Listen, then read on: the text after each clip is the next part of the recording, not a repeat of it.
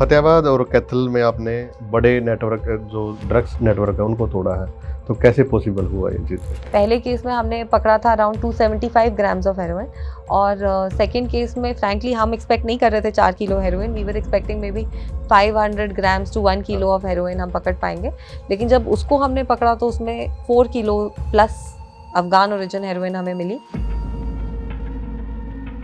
गुड़गांव में call centre जो fraud किया था उसमें भी आपने अच्छी अचीवमेंट थी आपकी। हम गूगल करते हैं, हम सर्च करते हैं ऑनलाइन कि भाई माइक्रोसॉफ्ट का हेल्पलाइन नंबर क्या है, तो जब हम वो सर्च करते हैं तो इनका ये फेक नंबर आ जाता है। तो इनका जब ये फेक नंबर आता है हम उस पर डायल करते हैं कि हमें हेल्प चाहिए, हमें ये दिक्कत आ रही है, तो वो पहले आपसे कुछ 2-4 चीज़ें कराएंगे और वो जैसे उससे वर्कआउट नहीं होगा तो वो बोलेंगे कि अपना स्क्रीन शेयर कर लें हमसे। तो स्क्रीन शेयरिंग और वो रिमोट एक्सेस ले लेते हैं आपके सिस्टम का। रिमोट एक्सेस लेके आपके सिस्टम को ब्लॉक कर देते हैं और फिर आपको बोलते हैं जब तक आप इतने पैसे हमें नहीं देंगे तब तक हम आपको एक्सेस जो है रिस्टोर नहीं करेंगे and we will destroy all the data. Heroin का जो बहुत रेगुलरली कंजम्पशन करते हैं तो ओपन वुंड्स बन जाते हैं आपकी पूरी बॉडी पे, तो वो घाव आपकी पूरी बॉडी को कवर कर देते हैं। और वो मतलब आई थिंक अगर किसी ने डी एडिक्शन सेंटर में नहीं देखा, तो मैंने भी जब पहली बार फोटो देखी थी मैंने कहा नहीं ये कुछ और होगा, ये ऐसे हेरोइन कंजम्पशन से नहीं होता होगा। तो कहते नहीं नहीं हेरोइन कंजम्पशन से ही होता है। टिपिकल साइंस होते हैं ड्रग एडिक्शन के, मूडीनेस हो जाता है, आपके घर में थोड़े थोड़े पैसे मिसिंग होने लगेंगे, क्या बच्चे का अनएक्सप्लेन्ड कोई खर्चा हो रहा है। अच्छा, जब उसको बच्चे को लगेगा कि उसको कोई सी ड्रग या सिगरेट चाहिए, तो वो बारिश आए, तूफान आए, कुछ हो तो उस टाइम पे वो घर से निकलेगा ही निकलेगा। किससे मिल रहा है? अगर आपका बच्चा 15 साल का, वो 25-26 साल के किसी व्यक्ति के साथ बैठ रहा है तो that should ring an alarm bell. कोई केस काफ़ी उलझ जाता है, जैसे कई दिन चलता रहता है, तो फिर एक स्ट्रेस नहीं होता दिमाग पे इन चीज़ों? जैसे आज मैंने यहाँ के शाम को ज्वाइन किया और अगले दिन सुबह सुबह 7 बजे एसएचओ का फोन आ गया, और एसएचओ का फोन आना एक डीएसपी एएसपी रैंक पे मतलब कुछ हो गया, वो भी सुबह सुबह इस तरीके से फोन आना। डेली हम एक नई सिचुएशन को फेस करते हैं। कोई भी दो चोरी के केस भी सेम नहीं होते। I have been touchwood very lucky कि मेरे को हमेशा अच्छे डीसीज मिले हैं एंड उसी कड़ी में प्रीति इज़ ऑल्सो, मतलब जो जिस तरीके का मेरा एक्सपीरियंस रहा है डीसीज के साथ, तो Preeti is a very fit example and I think Kaithal is very lucky to have a DC like her. Haryana की धरती पर आज हमारे साथ मौजूद हैं दबंग आईपीएस कहें आस्था मोदी जी। लगातार अगर ड्रग्स के मामले हैं, नशा के मामले हैं, मुहिम में जो भागीदारी रहती है, और ऐसे ऐसे जो ब्रांड एम्बेसडर भी बनाए हैं जिन्होंने नशा छोड़ा है। तो दोस्तों आज खुल के बातचीत करेंगे। कैथल में मौजूद हैं हम, तो मैम का पहला पॉडकास्ट है जी, स्वागत है मैम। Thank you.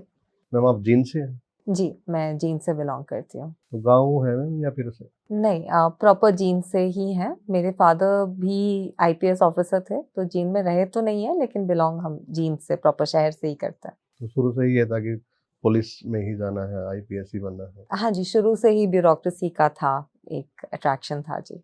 जी, तो अगर बात करें शॉर्ट में, तो पले बड़े सारे जो पढ़ाई है आपकी वो जींद से ही है? नहीं जी, मेरी पढ़ाई जींद से नहीं है। जैसे कि मैंने बताया मेरे फादर भी आईपीएस ऑफिसर थे, तो उनका काडर असम मेघालय था। वो डेपुटेशन पे भी काफ़ी समय रहे हैं, तो कैबिनेट सेक्रेटेरिएट में रहे हैं, सीबीआई में रहे हैं, और रिटायरमेंट उनकी age director general NIA, DG NIA हुई थी 2021 में। तो हमारी पढ़ाई कई जगह है, सिलीगुड़ी है, बाहर भी रहे हैं हम लोग कुछ समय, दिल्ली, चंडीगढ़। वैसे मेरी जो क्वालिफिकेशन है, तो मैंने इलेक्ट्रिकल एंड इलेक्ट्रॉनिक्स इंजीनियरिंग करी है बिट्स पिलानी से, जी। और एमबीए करी है आईएम अहमदाबाद से। जी, तो आईआईटी, आईआईएम जैसी संस्था प्रतिष्ठित डिग्री आपके पास मौजूद है, तो फिर भी पुलिस को ही चुना आपने? जी, जैसे मैंने बताया शुरुआत से, बचपन से फादर को हमने देखा था, और घर में और भी बहुत आईएएस आईपीएस ऑफिसर्स देखा था, तो शुरू से एक मन था कि ब्यूरोक्रेसी के लिए ज़रूर ट्राई करें। तो भगवान की कृपा रही कि हमने ट्राई किया and we were able to come out successful. तो ये मौका मिला है सर्व करने का। जी, तो शुरू से ही इंटेलिजेंट थे आप? अ, पढ़ाई में जी शुरू से ठीक ही किया है परफॉर्म, शुरुआत से ही ठीक शुरुआत से? परफॉर्म। हाँ जी, शुरुआत से बचपन से परफॉर्मेंस ठीक रही है पढ़ाई में। आईपीएस ट्रेनिंग का कोई ऐसा पल जिसे कभी आप भूल नहीं सकते?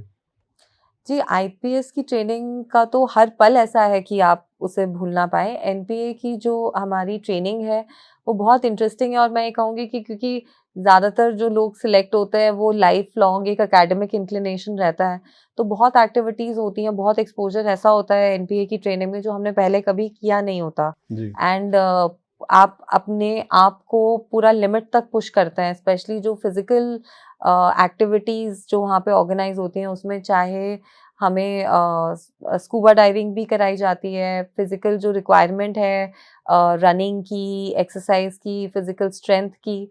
फिर जैसे हमारी ट्रेनिंग होती है, एक जंगल वॉरफेयर की ट्रेनिंग होती है, तो करीबन 7 दिन हम लोग जंगल में रहते हैं।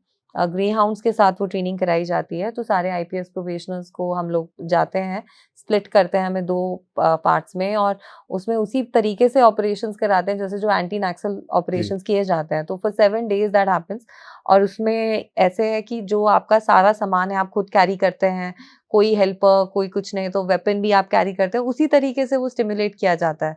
तो इस तरीके से मतलब बहुत सारी इंटरेस्टिंग चीज़ें हैं, हॉर्स राइडिंग, स्विमिंग, मतलब ग्रेनेड हैंडलिंग, वेपन हैंडलिंग। तो एनपीए की जो आईपीएस की ट्रेनिंग है, उसमें तो मैं यही मानती हूँ कि हर एक एक्टिविटी जो हम करते हैं वो जी एक परमानेंट सी मेमोरी हमारे लिए बन जाती है। उसमें अलग एक चैलेंज है, जैसे अब ग्रेनेड पहली बार जब हमने हैंडल किया लाइव ग्रेनेड, तो उसका थ्रोइंग का सब प्रैक्टिस जनरली डमी से करते हैं, बट एक प्रैक्टिस जो आर्मी अटैचमेंट के टाइम हमारे से कराई जाती है, वो बीएसएफ अटैचमेंट के टाइम, सॉरी, तो उस टाइम पे जो कराई जाती है उसमें एक लाइव ग्रेनेड को हमें थ्रो करना होता है। तो मतलब पहली बार जब आप इस तरह की चीज़ एम्युनिशन को हैंडल करते हैं तो वो हमेशा आपको याद रहते हैं वो पल। जी तो सारी ट्रेनिंग ही मैं मानती हूँ कि बिल्कुल ऐसा एक्सपीरियंस है, यू कैन नॉट फॉरगेट, मतलब। और जी वो जो सैटिस्फैक्शन आपको मिलती है, जैसे हम हाफ मैराथन हमने किया।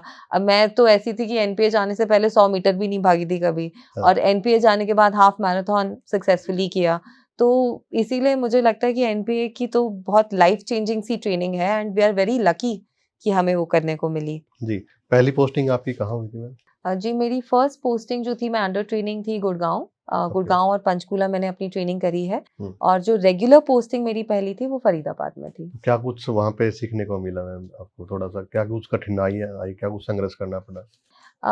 जी, फरीदाबाद की जैसे मेरी पोस्टिंग थी, तो एक तो अ, मतलब इतनी रिस्पॉन्सिबिलिटी एकदम से आपके ऊपर आती है। आप ट्रेनिंग में थोड़े से हम लोग आइसोलेटेड रहते हैं। हम काम तो करते हैं एज़ एसएचओ, लेकिन फिर भी एक प्रोटेक्शन रहती है when you are under training. लेकिन जब पहली आपकी रेगुलर पोस्टिंग होती है, तो आई रिमेंबर कि फर्स्ट डे जो मेरा था, जैसे आज मैंने आके शाम को जॉइन किया और अगले दिन सुबह 7 बजे एसएचओ का फ़ोन आ गया, और एसएचओ का फ़ोन आना एक डीएसपी, एएसपी रैंक पे, मतलब कुछ हो गया, वो भी जी सुबह-सुबह इस तरीके से फ़ोन जी आना। तो उसका फ़ोन आया तो मैंने कहा चलो भाई कुछ हो गया। तो वो जाते ही वो एक मर्डर हो गया था, तो वो मौके पे जाना, वो एकदम से जो एप्रिसिएशन ऑफ एविडेंस है, सब डायरेक्शंस देना, तो it's very important, it's a lot of responsibility, क्योंकि आपका एक डिसीजन उस टाइम पे, जो मेरा डिसीजन है, वो डिसाइड कर रहा है कि एक आदमी जेल जा रहा है या जी बाहर रह रहा है। और फाइनल डिसीजन तो एक बहुत आगे की बात है। उससे पहले बहुत टाइम है जो वो कस्टडी में निकालता है। हम्म, एक मर्डर का जो अंडर ट्रायल है, वो हो सकता है 6 से 8 से 10 महीने अंडर कस्टडी निकाल दे, जी जिसका और कोई क्रिमिनल बैकग्राउंड नहीं है, कुछ भी ना हो। तो ये एक बहुत बड़ी ज़िम्मेदारी है कि किसी व्यक्ति के 10 महीने, 1 साल, हम्म, 1.5 साल कस्टडी में निकालना, और वो पूरी लाइफ़ के लिए एक उसके ऊपर ब्रांड लग जाएगा। जी तो it's a lot of responsibility. तो आई फील उस तरीके से पुलिस मतलब बहुत चैलेंजिंग जॉब है। चैलेंजेस एंड एवरी डे नए चैलेंजेस, बहुत डायनामिक सी सिचुएशन रहती है। डेली हम एक नई सिचुएशन को फेस करते हैं। कोई भी दो चोरी के केस भी सेम नहीं होते। जी तो ये ऑफ कोर्स बहुत चैलेंजिंग रहता है, but at the same time बहुत इंटरेस्टिंग भी रहता है। आप कभी बोर नहीं हो सकते पुलिस जी की नौकरी में। फरीदाबाद में आप रहे, फिर कुरुक्षेत्र में भी आप रहे, जी। तो कुछ अनुभव याद है कुरुक्षेत्र की अगर बात करें तो? अ, जी बिल्कुल, कुरुक्षेत्र में बहुत अच्छा था टेन्योर मेरा। करीबन पौने 2 साल मैं कुरुक्षेत्र रही। तो कुरुक्षेत्र में हमने विधानसभा चुनाव कराए, लोकसभा चुनाव कराए 2019 के। वो मेरे अंडर वहाँ पे हुए। उसके अलावा हमने वहाँ पे 2 सूर्य ग्रहण मेले कराए, और जो गीता जयंती महोत्सव होता है वो कराया। सूर्य ग्रहण मेले में पहला जो मेला था वो कराया हमने 4 डिग्री सेल्सियस तब टेम्परेचर था, तो उसमें शाही स्नान वगैरह सब करवाना वो बहुत ही एक नया अनुभव था, क्योंकि हरियाणा में बहुत कॉमनली इस हाँ। तरह की चीज़ नहीं होती। अच्छा, वो सूर्य ग्रहण मेला 10 साल के बाद हुआ था, हाँ। और जो नेक्स्ट सूर्य ग्रहण मेला हुआ वो 6 महीने बाद ही था, लेकिन उस टाइम पे कोविड था। 2020 की बात है, तो कोविड के दौरान सूर्य ग्रहण मेला कराना एक अलग अपने आप में बिल्कुल मैम। चैलेंज था। और जैसे कि हमें पता ही है कि 2020 में जो कोविड वेव थी, उसमें हम बहुत ज़्यादा इफ़ेक्ट तो नहीं हुए थे, लेकिन क्योंकि सब कुछ नया था, तो वो सारे प्रोटोकॉल्स बनाना वो बहुत चैलेंजिंग था। वो माइग्रेंट लेबर का जो मूवमेंट, उनको हाउस करना, उनको जी। सिक्योर रखना, फिर उनकी मूवमेंट कराना ट्रेन से, बसेस से, फैमिलीज़ की, सबका। तो इट वाज़ मतलब बहुत अच्छा, कोविड सिचुएशन ऐसी थी कि कोई रूल्स नहीं है, कोई प्रोटोकॉल्स नहीं है, जो भी आप कर रहे हैं वो पहली बार ही कर रहे हैं, जी। तो एवरीथिंग इज़ एन एक्सपेरिमेंट। तो उस तरीके से बहुत चैलेंजिंग भी था, बट ये सैटिस्फाइंग है that we were able to send all of these people back home, उनका हम ध्यान रख पाए, उन्हें घर भेज पाए। और कुरुक्षेत्र में भी बहुत ज़्यादा संकलन नहीं हुआ था कोविड का, तो वो भी हमें सैटिस्फैक्शन उस चीज़ की रही। जी, तो कोविड की अगर बात करें, आपने बहुत अच्छा सराहनीय काम वहाँ पे किया। डर नहीं लगा, क्योंकि पता ही नहीं था कि क्या होना है और बहुत सारी जानें जा रही थी, तो कुछ लगा नहीं, एक बयान ही जी देखिए, डर तो लगता ही है, सबको डर लगता है, बट उस टाइम पे वो ज़िम्मेदारी इतनी बड़ी थी कि अगर हम अपनी ज़िम्मेदारी से पीछे हटें तो वो एक पॉसिबिलिटी ही नहीं थी। जी। तो हमारे साथ डिस्ट्रिक्ट एडमिनिस्ट्रेशन भी, हमारे डीसी साहब भी बहुत अच्छे थे, तो बहुत कोऑपरेट करके, गाइड करके वी वर्क टुगेदर। और मतलब ये चीज़ हमने कभी सोची ही नहीं कि अगर हमें हो गया तो क्या होगा, और हुआ भी। मुझे खुद को 3 बार कोविड हुआ है। जी।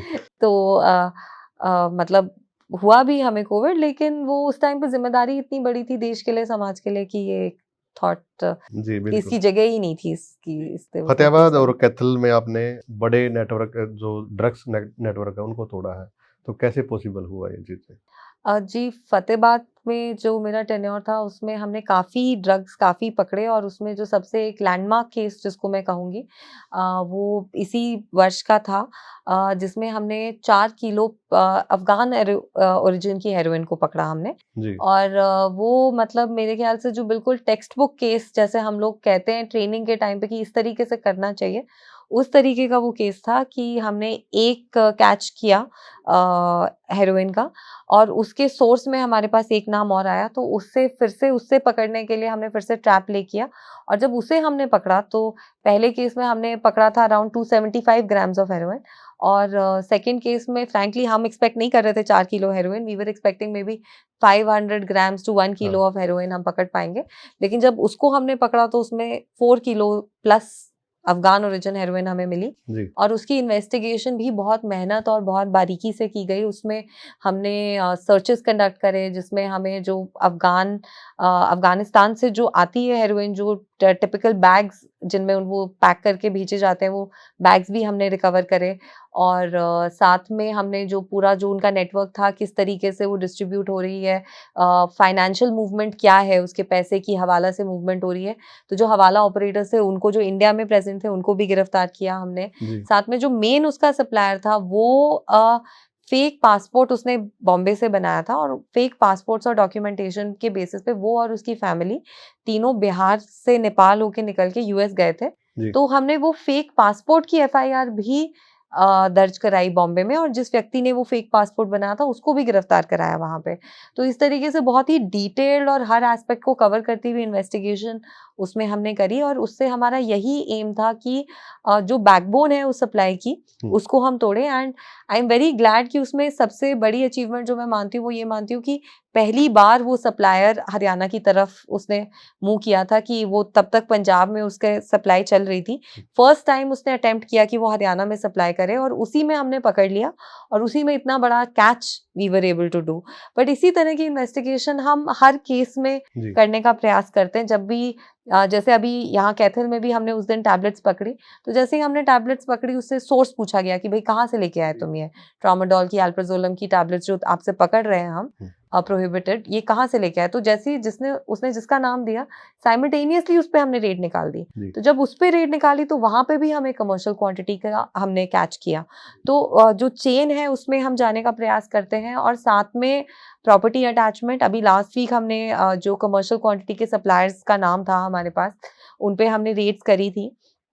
तो उनकी व्हीकल थी, इनोवा व्हीकल थी, गोल्ड, ज्वेलरी, पैसा, पासबुक्स और जो दूसरे आइटम्स थे उनके घर से, वो हमने सीज किए हैं और उसका एसएचओ ने सीजर ऑर्डर पास कर दिया है and we have sent it to the concerned authority for कि वो परमानेंटली फ्रीज हो जाए। और इसी प्रकार से हम बाकी पे भी काम करते रहते हैं।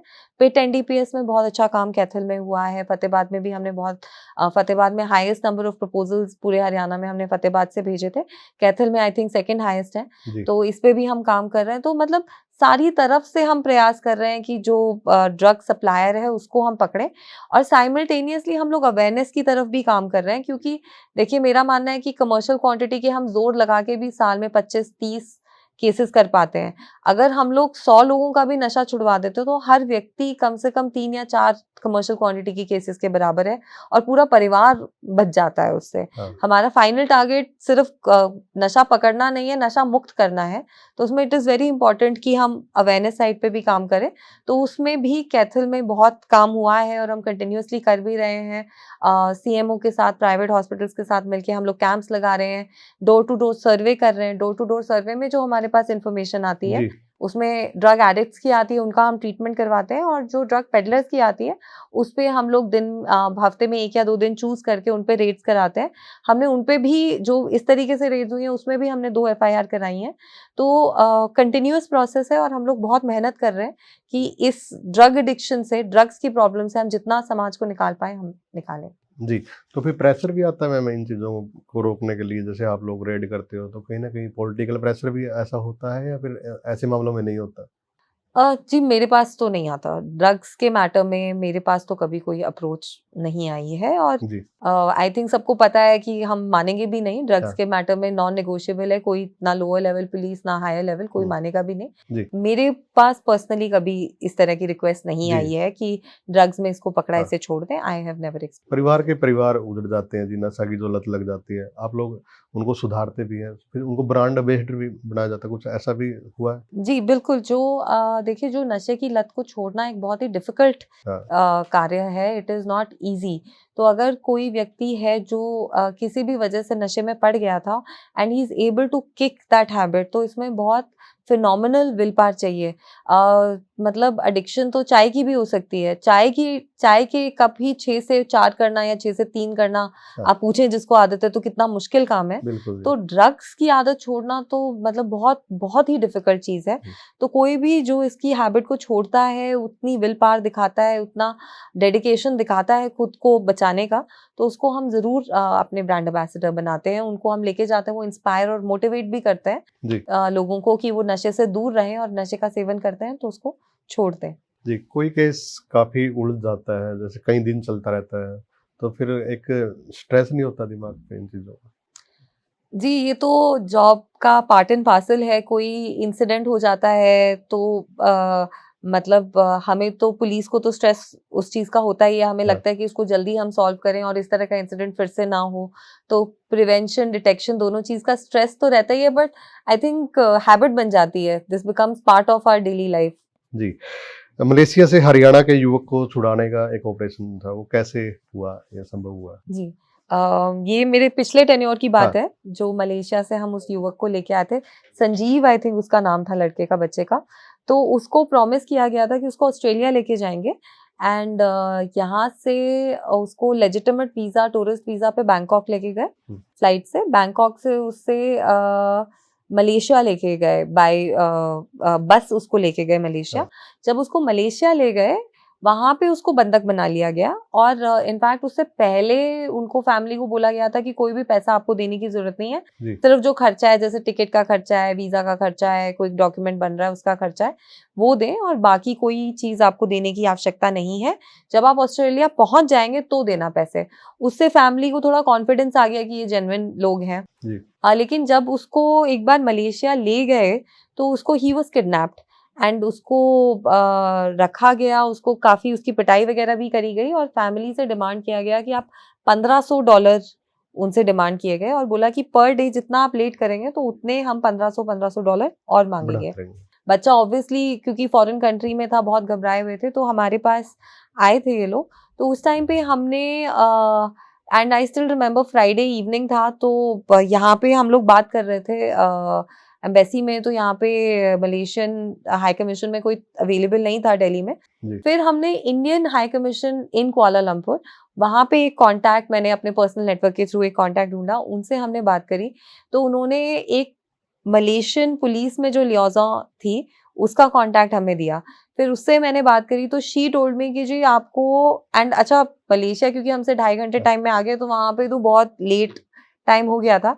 तो उससे जब मैंने बात करी तो शी टोल्ड मी कि जी यहाँ पे कोई भी एक्शन अगर आपको कराना है तो आपको एक लोकल कंप्लेनेंट चाहिए होगा जो मलेशिया के थाने में जाके कंप्लेंट दे, फिर ही हम कुछ कर सकते हैं।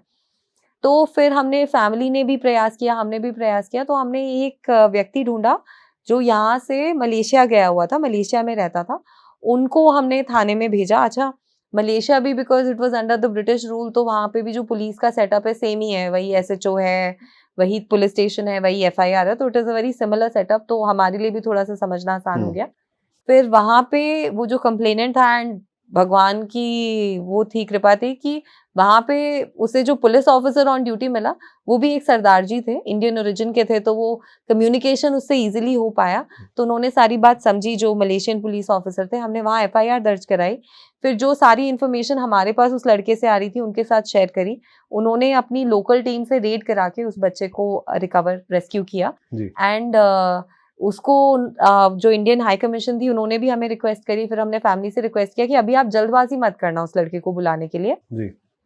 कि उस लड़के को वहीं रहने दें क्योंकि हम इनको सजा करा के आएंगे। तो वो ही स्टेड बैक, और उसने वहां पे एविडेंस दिया, और वो जो उसके किडनैपर्स थे उन लोगों को सजा हुई मलेशिया में। बहुत तो बड़ा मामला था दैट भाई ये। Is also a big achievement कि उनको सजा हुई। सिमिलर केस अभी रिसेंटली लास्ट ईयर का भी है, उसमें कैथल का भी एक युवक था, फतेहाबाद का भी युवक था, उनको ईरान में बंधक हाँ। बनाया गया हाँ। था। वहां पे भी फिर हमने एम्बेसी, जो इंडियन एम्बेसी थी, वहां से कोऑर्डिनेट किया, यहाँ पे हमने एफआईआर फतेहाबाद में दर्ज करी, उससे प्रेशर क्रिएट किया, एंड फिर उनको 6 बच्चे थे, उनको भी हमने वहां पे ईरान से रेस्क्यू करके इंडियन एम्बेसी से बात करके उनको रिपेट्रिएट कराया था। मैं यही अनुरोध करूंगी कि एजेंट्स के झूठे वादों में ना आए। अगर हमें बाहर जाना है तो हम सिर्फ लेजिटिमेट तरीके से, लेजिटिमेट वीजा इंडिया में ऑब्टेन करके फिर जाएं, वरना वहां पे भी हमारी कोई क्वालिटी ऑफ लाइफ नहीं बनती है। हम पढ़ के या कोई स्किल लेके जी। उससे ही जाए, अदरवाइज वहां पे भी कोई क्वालिटी ऑफ लाइफ नहीं है हमारी। जी, मेरा यही सवाल था, आपने पहले ही इसका जवाब दे दिया। गुड़गांव में कॉल सेंटर जो फ्रॉड किया था उसमें भी आपने अच्छी अचीवमेंट थी आपकी। जी, गुड़गांव में तो ये एक एनसीआर में पूरे में एक ये प्रॉब्लम है कि ये फेक कॉल हाँ सेंटर्स, जी। जिनको हम बोलते हैं, ये चलते हैं, और ये मतलब या तो इंटरनेट के थ्रू वेबसाइट कोई बनाते हैं या कोई फेक फिशिंग टाइप ये लोग करते हैं। तो जैसे माने जैसे माइक्रोसॉफ्ट है, तो माइक्रोसॉफ्ट का अगर आपको कोई विंडोज में कोई प्रॉब्लम आ रही है, आपको समझ नहीं आ रहा है, तो आप क्या करेंगे, आप गूगल करेंगे। जी। हम गूगल करते हैं, हम सर्च करते हैं ऑनलाइन कि भाई माइक्रोसॉफ्ट का हेल्पलाइन नंबर क्या है। तो जब हम वो सर्च करते हैं तो इनका ये फेक नंबर आ जाता है। तो इनका जब ये फेक नंबर आता है, हम उस पर डायल करते हैं कि हमें हेल्प चाहिए, हमें ये दिक्कत आ रही है, तो वो पहले आपसे कुछ 2-4 चीजें कराएंगे, और वो जैसे उससे वर्कआउट नहीं होगा तो वो बोलेंगे कि अपना स्क्रीन शेयर कर लें हमसे। तो स्क्रीन शेयरिंग और वो रिमोट एक्सेस ले लेते हैं आपके जी। सिस्टम का, रिमोट एक्सेस लेके आपके सिस्टम को ब्लॉक कर देते हैं, और फिर आपको बोलते हैं जब तक आप इतने पैसे हमें नहीं देंगे तब तक हम आपको एक्सेस जो है रिस्टोर नहीं करेंगे, and we will destroy all the data. तो वो इस तरीके से उन लोगों से पैसे ऐंठते हैं। तो इस तरीके के हमने मल्टीपल ऑपरेशंस वहाँ पे करे, जो इनको जो कॉल सेंटर ऑपरेशंस थे, इनको हमने बस्ट किया। इसमें जो विक्टिम्स हैं वो इंडियंस भी हैं और फॉरेन विक्टिम्स बहुत हैं, यूएस में, यूरोप में बहुत विक्टिम्स हैं। तो it is very bad for our image also. तो उसमें मेहनत करके हमने कई केसेस करे थे, और वी ट्राइड कि हम लोग बिल्कुल सोर्स तक जाएं, सिर्फ जो वहाँ बैठ के फोन सुन रहा है उसको ना पकड़ें, बट जो एक्चुअल जो रिंग लीडर है, जो मास्टरमाइंड है बिहाइंड द ऑपरेशंस, उनको हम पकड़ें। जी, मैम कैथल में आप दूसरी बार यहाँ पे पोस्टिंग हुई है, और आपका ना एक ईमानदारी का होता है, कहते हैं कि अगर आस्था मोदी आ गई तो भाई अच्छे काम होंगे। जो ये ईमानदारी का टैग है, ये कैसे, मतलब लोगों में इतनी आपने जो एक उम्मीद जगाई है वो कैसे जगा रखी है?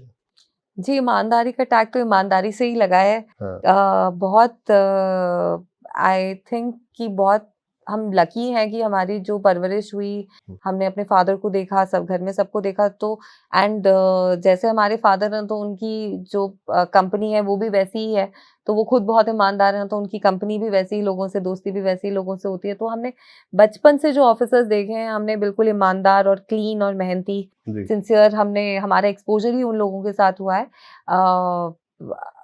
फैमिली में मोरालिटी, एथिक्स पे बहुत प्रेशर, हम्म, शुरू से बहुत इम्पेटस कि आप जो भी करें सच बोलें, सच्चाई से, सफाई से काम करें। जी तो शुरू से वही एटीट्यूड रहा है हमारा। And again we are lucky कि जिस ईमानदारी से काम किया है वो लोगों ने देखा है, उसे जी समझा है, उसे अप्रिशिएट किया है। तो वी आर लकी कि जो काम किया है उसको अप्रिसिएशन भी मिली है। बट ईमानदारी का टैग तो ईमानदारी से जी आता है। जी। तो कैथल सेफ एक अच्छा एरिया मान के चलेंगी। अगर बात करें इतने बदमाश यहाँ पे नहीं है, अगर ड्रग्स की अगर बात करें तो नॉर्मल सा अगर शहर मान के चले। हाँ जी, जी, ड्रग्स का प्रॉब्लम कैथल में अभी इतना हाँ नहीं है। आई थिंक अभी हम स्टार्टिंग में हैं, अभी हम थोड़ा ध्यान रखेंगे तो we will be able to nip the problem in the bud. And otherwise also जी, मैं मानती हूँ कि कैथल के लोग जो हैं वो बड़े साफ दिल के हैं। तो जो मन में होता है वो मुँह पे होता है। तो उनको जो सोचते हैं वही बोलते हैं, वैसे ही करते हैं। जी तो वो चीज़ बहुत अच्छी बात है, स्पेशली आजकल के टाइम में। मतलब जैसे लोग, हम कहते हैं कि हिपोक्रिट्स होते हैं, टू फेस्ड होते हैं। तो कैथल में ऐसा नहीं है। कैथल के लोग मोर और लेस, मेरा ये मानना है कि साफ मन के लोग हैं, और मैं तो पड़ोसी जिले से ही हूँ। जी तो जींद और कैथल तो वैसे भी बहुत सिमिलर जगह हैं। तो जींद का भी मैं यही मानती हूँ कि लोग साफ मन के होते हैं, और कैथल में भी मैं यही मानती हूँ कि लोग साफ मन के लोग हैं। इनके लिए काम करके, इनके साथ काम करके अच्छा लगता है। जी। युवाओं को जो ड्रग्स में फंसने की असली वजह क्या है जी? जैसे आपने तो इस पे काम किया है, तो मेन वजह जी, एक तो मुझे लगता है कि थोड़ा-सा पीयर प्रेशर रहता है। जब आप युवा होते हैं तो आप में एक जिज्ञासा, क्यूरियोसिटी रहती है नई चीज़ को ट्राई करने की। थोड़ा-सा मुझे लगता है कि हमें अपने कल्चर में भी थोड़ा-सा बदलाव लाने की ज़रूरत है। हुँ, अ, हमारे कल्चर में हम कई बार ग्लोरीफाई करते हैं इस तरह के चीज़ों को। हमें टोबैको कंज़म्पशन को भी बहुत कॉमन है हरियाणा में। जी, तो टोबैको है, हुक्का है, इन चीज़ों से हमें, मतलब जब तक अडल्ट्स एक पॉजिटिव इम्प्रेशन, पॉजिटिव एग्जाम्पल नहीं सेट करेंगे हाँ, बच्चों के लिए, तो वी कैन नॉट एक्सपेक्ट कि वो लोग भी सीधे लाइन पे चलें। तो मुझे ये लगता है कि ये सारे इश्यूज हैं। थोड़ा-सा ग्लोरिफिकेशन को भी हमें कम करने की ज़रूरत है। हरियाणा पुलिस इस पे बहुत काम भी कर रही है कि जी, जो गन कल्चर है, गैंगस्टर कल्चर है, उसकी कोई ग्लोरिफिकेशन ना हो, जो उनकी रियलिटी है वो दिखे। सिमिलरली जैसे स्मोकिंग है, टोबैको कंजम्पशन है, ड्रग्स कंजम्पशन है, तो उसका जो एक्चुअल जो इम्पैक्ट होता है आपकी बॉडी पे, आपकी मेंटल हेल्थ पे, फिजिकल हेल्थ पे, जी, हम कोशिश करते हैं कि उसको हम कम्युनिकेट करें। जैसे अभी एक हमने बात करी है कि हेरोइन का जो बहुत रेगुलरली कंजम्पशन करते हैं, तो ओपन वुंड्स बन जाते हैं आपकी पूरी बॉडी पे। हुँ, तो वो घाव आपकी पूरी बॉडी को कवर कर देते हैं, और वो, मतलब आई थिंक अगर किसी ने डी एडिक्शन सेंटर में नहीं देखा, तो मैंने भी जब पहली बार फोटो देखी थी, मैंने कहा नहीं, ये कुछ और होगा, ये ऐसे हेरोइन कंजम्पशन से नहीं होता होगा। तो कहते नहीं नहीं, हेरोइन कंजम्पशन से ही होता है।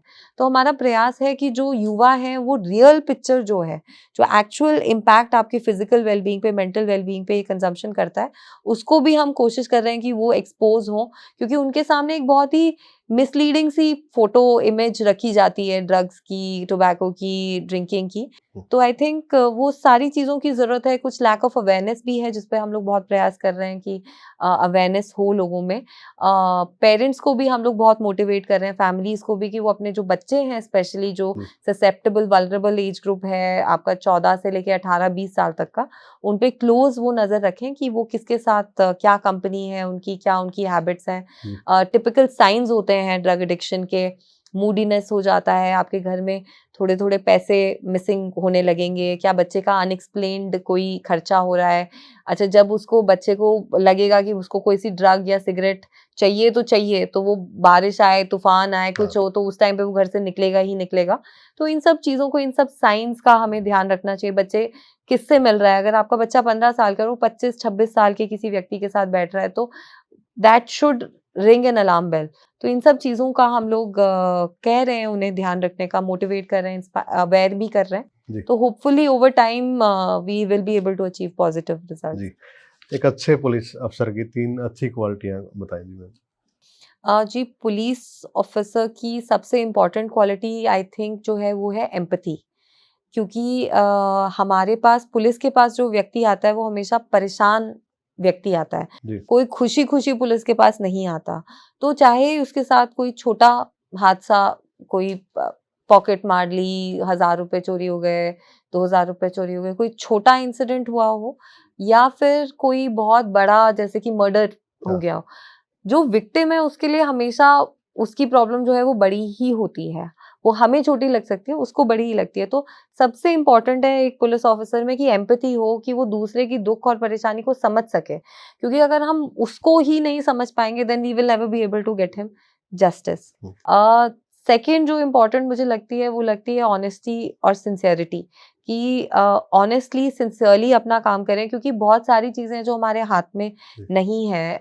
हम लोग जब पढ़ते हैं इन्वेस्टिगेशन के बारे में, क्राइम के बारे में, तो हम एक बहुत आइडियल सिनारियो में पढ़ते हैं। एक्चुअल ऑन ग्राउंड जब हम काम करते हैं तो बड़ी इम्परफेक्शंस हैं। हुँ। आपकी जो विटनेस है उसकी मेमोरी इम्परफेक्ट है। जो एविडेंस हमें मिलती है वो सब इम्परफेक्ट है। तो बहुत डिफिकल्ट से सिनारियो में प्रेशर ग्रुप्स बहुत होते हैं, तो बहुत डिफिकल्ट से सिनारियो में हम लोग काम करते हैं। तो बहुत ज़रूरी है कि हम ऑनेस्टी और सिंसियरिटी के साथ काम करें। और जो थर्ड क्वालिटी मुझे लगता है कि पुलिस ऑफिसर में बहुत इम्पोर्टेंट है, वो है एक प्रोफेशनल कॉम्पिटेंस जो है, जो पुलिस में, क्योंकि नई-नई चीज़ें, नई टेक्नोलॉजी, नए कानून, नए जजमेंट्स आते रहते हैं, तो बहुत इम्पोर्टेंट है कि हम खुद को अपडेटेड रखें। क्रिमिनल हमेशा हमसे 2 स्टेप आगे रहता है, तो अभी वो एक पर्टिकुलर टेक्नोलॉजी को यूज़ कर रहा है, हम उसको सीख जाएँगे तो we will be able to catch a lot of people. हम जैसे पहले सीडीआर से बहुत केसेज़ सीडीआर से ही खुल जाते थे। जी। तो फिर क्रिमिनल्स रियलाइज़ किए तो सीडीआर से पकड़ लेते हैं, तो उन्होंने अपने आप को अडैप्ट किया। तो पुलिस को उनको पकड़ने के लिए खुद को अडैप्ट करना पड़ेगा। तो इसीलिए बहुत ज़रूरी है हुँ। कि हम हमेशा डायनामिक रहें और open to learning new things हम लोग रहें। जी। बहुत सारी समस्या लेके आपके पास लोग आते हैं। बहुत सारे ऐसे हैं कि क्योंकि गाँव देहात एरिया है, ठेठ हरियाणवी बोलते होंगे तो समझ में आ जाती है कोई हरियाणवी शब्द ऐसे कुछ? हाँ जी, नहीं वो इंटरेस्टिंग तो रहता ही है, पर ओवर टाइम कम्फर्ट बढ़ गया है। और हरियाणा में तो ये भी है कि जैसे एरिया चेंज होता है तो डायलेक्ट बहुत चेंज हो जाता है। हुँ। तो यहाँ पे जैसे कैथल में थोड़ा हरियाणवी हाँ। ज़्यादा बोली जाती है। अब हम फतेहाबाद गए तो वहाँ बागड़ी हाँ। बोली जाती है, तो हाँ। वहाँ पे बिल्कुल ही एक अलग डायलेक्ट हो जाता है। जी। पंजाबी भी बड़े अलग तरीके से हाँ। यहाँ बोली जाती है। तो वो थोड़ा चैलेंजिंग होता है, बट धीरे-धीरे you get used to it, और उससे कभी-कभी फनी स्टोरीज़, फनी एक्सपीरियंसेस भी बनते हैं। बट वो तो चीज़ जैसे हम लोगों के साथ एडजस्ट करते हैं लैंग्वेज भी। समस्याएँ जैसे लाइन में लोग खड़े रहते हैं, आपके पास आते रहते हैं, तो ये रहता है कि लास्ट तक समस्याएँ सुनी जाएँ कि कोई भी जी, ऐसा ना जाए? जी, बिल्कुल, बिल्कुल। जब तक मैं ऑफ़िस में बैठी हूँ, अगर कोई भी कंप्लेनेंट है, तो हुँ। मेरा यही प्रयास रहता है कि अनलेस कोई इमरजेंसी ही है कि आई हैव टू लीव, जी। तो अलग बात है। अदरवाइज़ यही प्रयास रहता है कि कोई भी कंप्लेनेंट जो हमारे ऑफ़िस तक आया है, वो बिना हमसे मिले, बिना उसकी बात सुने मैं ना उठूँ ऑफ़िस कोई से। ऐसी कंप्लेंट भी आई है जिसमें एक हँसी वाला मोमेंट हो गया हो कुछ ऐसा? ऐसे केस टॉपिक आते हैं? जी, कंप्लेंट्स देखिए सारी टाइप की आती हैं, और हुँ। जैसे कि मैंने कहा कि हर कंप्लेनेंट को अपनी प्रॉब्लम बड़ी लगती है। हाँ। तो अब वो झगड़े मतलब कुछ बहुत सीरियस झगड़े होते हाँ। हैं, और कुछ ऐसे भी झगड़े होते हैं कि जी ये कूड़ा हमारे घर के बाहर डाल देते हैं, जी। ये ट्रेडमिल चलाती हैं उसका शोर हमारे घर में आता है, ये म्यूज़िक चलाती हैं, ये खाना बनाती हैं तो उसका बहुत तेज़ स्मेल आती है, इन्होंने ये कर दिया जी, उन्होंने वो कर दिया। तो इस प्रकार के भी आते हैं जिनको कंप्लेनेंट के मुँह पे तो नहीं, पर बाद में हम लोग सोचते हैं कि इस प्रकार से कंप्लेंट लेके आए। एक बार मुझे याद है जब मैं अंडर ट्रेनिंग थी तो एक हस्बैंड वाइफ आए, और वो मिडल एज थे, आई थिंक होंगे 50 साल से ऊपर उनकी उम्र होगी।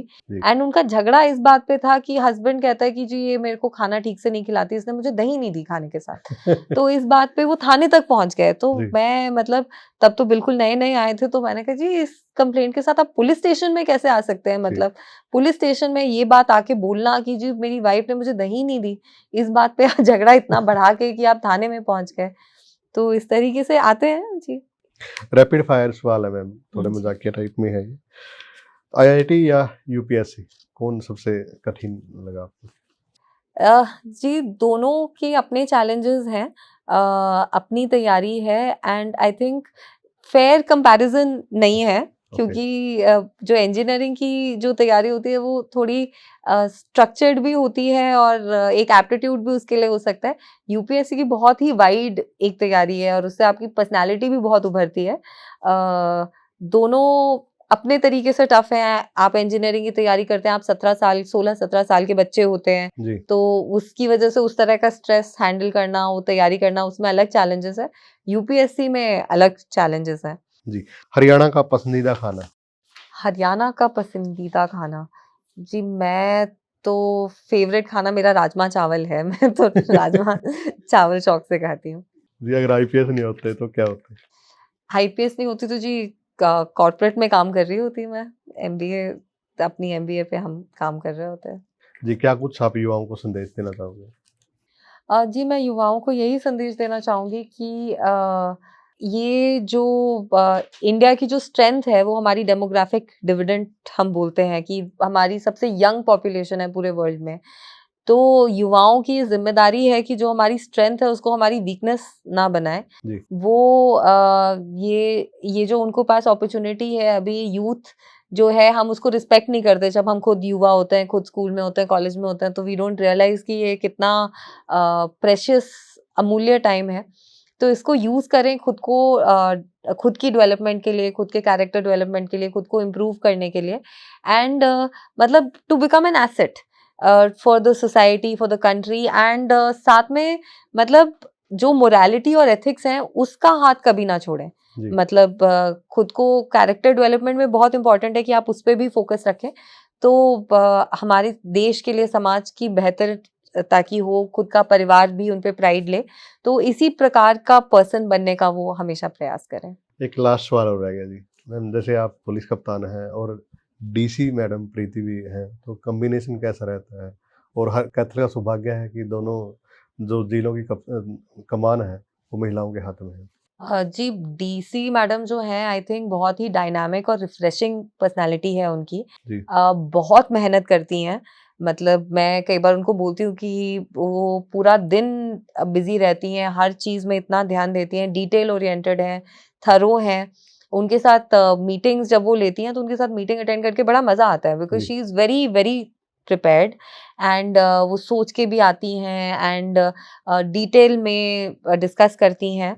एंड बहुत पॉजिटिव मुझे उनकी पर्सनालिटी लगती है and I think I am very lucky कि इतने अच्छी प्रशासक के साथ मुझे अपॉर्चुनिटी मिल रही है, जी क्योंकि administration and police they go hand in hand. तो अगर एडमिनिस्ट्रेशन के साथ रिलेशनशिप अच्छी नहीं होगी तो it creates hindrances in your working जी and I have been touchwood very lucky कि मेरे को हमेशा अच्छे डीसीज मिले हैं एंड उसी कड़ी में प्रीति इज ऑल्सो, मतलब जो जिस तरीके का मेरा एक्सपीरियंस रहा है डीसीज के साथ, तो Preeti is a very fit example. बहुत कोऑपरेटिव, बहुत patient, very intelligent and complete pleasure to work with and I think Kaithal is very lucky to have a DC like her. जी जी थैंक यू मैम बातचीत करने के लिए और समय देने के लिए। Thank you. तो वीडियो को ज़्यादा से ज़्यादा आप लोग शेयर करें और ये पॉडकास्ट आपको कैसा लगा वो भी ज़रूर बताएं। धन्यवाद।